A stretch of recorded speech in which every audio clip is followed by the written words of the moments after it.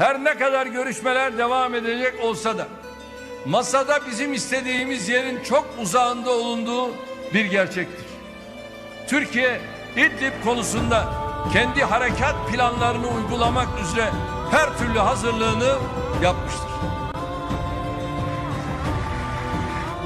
20% के बीच में जहां मुस्लिम आबादी है वहां पर सांप्रदायिक झड़पें ज्यादा हैं।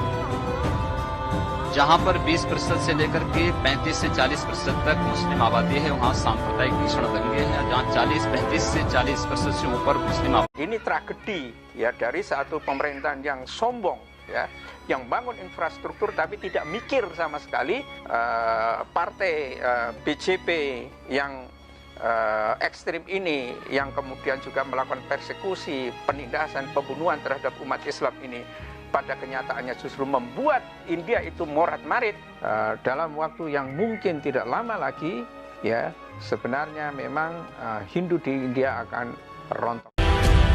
430 warga Dalit di India tinggalkan Hindu dan masuk Islam.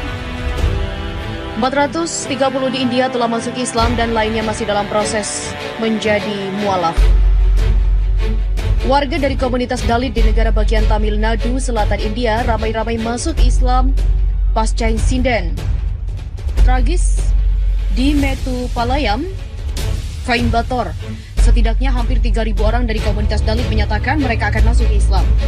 Sekretaris Negara Tamil Puligalkachi Ilavenil mengatakan kepada India Today bahwa secara hukum sekitar 430 orang telah memeluk Islam dan banyak lagi yang lainnya tengah dalam proses menjadi mualaf. Perpindahan keyakinan itu disebutkan tidak lepas dari langkah mereka dalam memproses peristiwa runtuhnya dinding kasta yang menewaskan 17 orang. Tembok itu roboh di deretan rumah-rumah Dalit di Nadur pada 2 Desember 2019 lalu setelah hujan lebat yang melanda Metupalayam dan daerah sekitarnya. Peristiwa ini menjadi titik puncak banyak Dalit di wilayah itu yang mengklaim mereka telah didiskriminasi. Ilavenil sendiri telah masuk Islam. Ia mengatakan mereka memutuskan untuk meninggalkan Hindu sesuai dengan apa yang dikatakan Ambedkar. Menurutnya, ia harus kehilangan identitasnya dan menyingkirkan pernyataan kasta seperti Palar, Parayar, Sagriyar. Dia dapat hidup dengan harga diri hanya ketika dia melepaskan identitas berbasis pemeran ini saat mengikuti Hindu karena kasta mereka, bahkan mereka tidak diperlakukan seperti manusia. Demikian dikatakan Ilavenil dilansir di India News. Muhammad Abu Bakar misalnya, yang awalnya dikenal sebagai Marx, masuk Islam begitu setelah peristiwa 2 Desember. Pihaknya masuk Islam semua karena ketidakadilan kasta yang berlaku dan tidak tersentuh. Misalnya setiap Dalit yang kurang mampu tidak bisa masuk ke kuil Mariaman atau Dewi Durga. Toko-toko teh memiliki diskriminasi di sini dan mereka tidak bisa duduk dengan orang lain secara setara di bus pemerintah. Begitulah kata Muhammad, sedangkan anak muda lain bernama Syarat Kumar masuk Islam dan kemudian mengubah namanya menjadi Abdullah. Ia mengatakan ketika 17 warga Dalit meninggal karena insiden tembok runtuh, tidak ada umat Hindu yang menyuarakan mereka. Namun, hanya Muslim yang menyuarakan dan berdiri bersama mereka untuk melakukan protes. Di mana Arjun Sampat yang mengatakan bahwa dia akan menyuarakan orang-orang Hindu yang dianiaya. Saudara-saudara Muslim mengundang mereka ke rumah-rumahnya dan orang-orang Hindu tidak pernah memanggil mereka. Apakah membuat kuil untuk umum dan mereka juga bisa memasuki masjid dimanapun. Kelima masjid setelah menjadi mualaf dan dia menyembah dewa di sana dengan semua tingkatan orang, tetapi tidak diizinkan untuk masuk di kuil tertentu. Sementara itu di daerah-daerah seperti Coimbatore di mana masuk Islam secara massal ini sedang berlangsung, ada beberapa kasus diskriminasi yang dilaporkan mulai dari masuk ke kuil-kuil hingga diskriminasi di tanah pemakaman. Diskriminasi terhadap kaum Dalit di toko-toko teh dan ruang publik, mereka masih dipanggil dengan nama kasta mereka. Meskipun banyak terutama generasi muda yang menentang ini, sebagian besar anak-anak muda kerap berbicara tentang keluhan mereka kepada pemerintah, namun suara mereka tidak didengar. Karena itulah mereka lebih memilih memperjuangkan harga diri dengan cara memeluk Islam. Abdullah misalnya mengembangkan sentimen dari banyak warga yang memeluk Islam. Ketika mereka akan memanggil orang Hindu tetapi membeda-bedakan dengan kasta. Dan mereka memanggil Hindu tetapi tidak menerimanya sebagai satu. Begitulah dikatakan Abdullah. Dalam waktu yang mungkin tidak lama lagi, ya sebenarnya memang Hindu di India akan perontok itu sendiri. Seperti seekor sapi bisa menjadi dewa itu, dan hari ini banyak disembah di kalangan para penganut agama Hindu, terutama yang saya maksudkan adalah Hindu-Hindu ekstrim itu. Semuanya orang Hindu memeluk agama Islam, konvertnya ke agama Islam, tidak ada yang ke Kristen, tidak ada yang ke Buddha. Kenapa? Saat ini memang India ya diguncangkan oleh kekuatan yang lahir dari Zakir Naik beserta murid-muridnya ini. Kita berharap bahwa ketakutan dari orang-orang Hindu ekstrim bahwa tahun 2030 nanti tidak akan ada lagi pemerintahan Hindu benar-benar terlaksana. Ya, sebuah bank di India kena ras, di mana saat ini masyarakat yang ada di India berbondong-bondong untuk menarik rupenya, dan hanya dibatasi sekitar 50.000 rupiah per akun atau per rekening. Ini adalah berita hari ini, ya, hari Jumat ini, yang mungkin belum banyak beredar di Indonesia, tetapi sudah dirilis oleh India Today hari ini.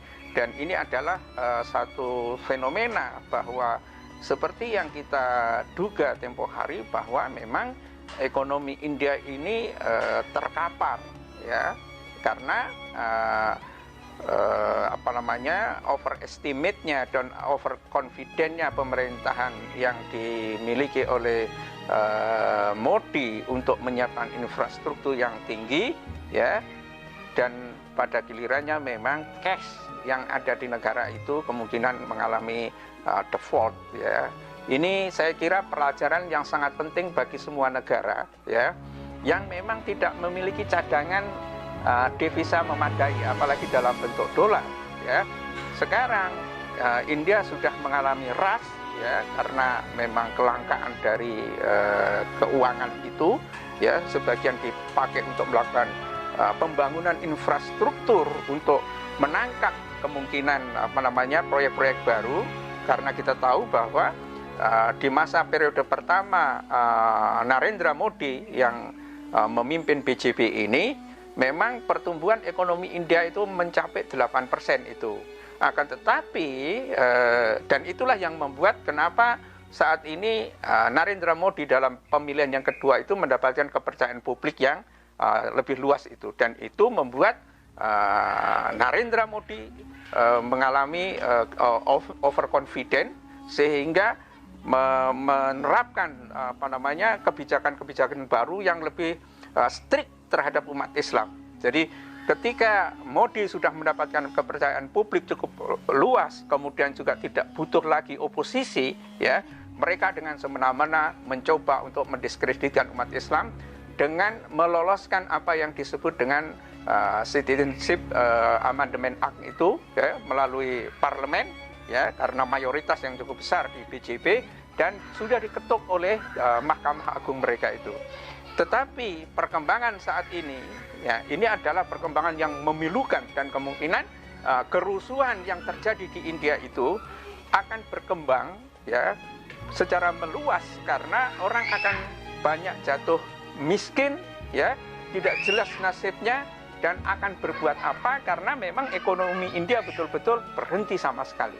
Ya, ini tragedi, ya, dari satu pemerintahan yang sombong, ya, yang bangun infrastruktur tapi tidak mikir sama sekali untuk memberikan rencana kontingensi, ya. Apalagi saat ini India juga sudah mulai terkena oleh wabah yang mematikan itu. Betul-betul ini adalah tragedi, ya, dan kemungkinan konflik ini, ya, bukan hanya antara Hindu ekstrim ini dengan Islam, tetapi India juga akan menjadi pemerintahan BJP juga akan menjadi tumpahan kemarahan dari partai oposisi itu, ya. Partai oposisi seperti Kongres yang cukup erat hubungannya dengan dengan umat Islam mengecam Narendra Modi karena pemerintahan Modi ini justru menambah masalah baru yang sesungguhnya tidak perlu bagi India itu sendiri, ya. Dengan adanya undang-undang seperti itu sebetulnya adalah memecah keutuhan dan soliditas sosial yang ada di India, ya, dan itu membuat semua orang atau para investor itu akan enggan untuk masuk ke India. Nah, hari ini sudah diumumkan atau bahkan hari Kamis kemarin sudah mulai terjadi rush dan hari ini sudah dinyatakan bahwa terjadi krisis keuangan yang ada di India, maka ini adalah bencana yang mematikan bagi Hindu-Hindu ekstrim itu. Kita berharap bahwa ketakutan dari orang-orang Hindu ekstrim bahwa tahun 2030 nanti tidak akan ada lagi pemerintahan Hindu benar-benar terlaksana. Billahi taufiq wal hidayah. Assalamualaikum warahmatullahi wabarakatuh.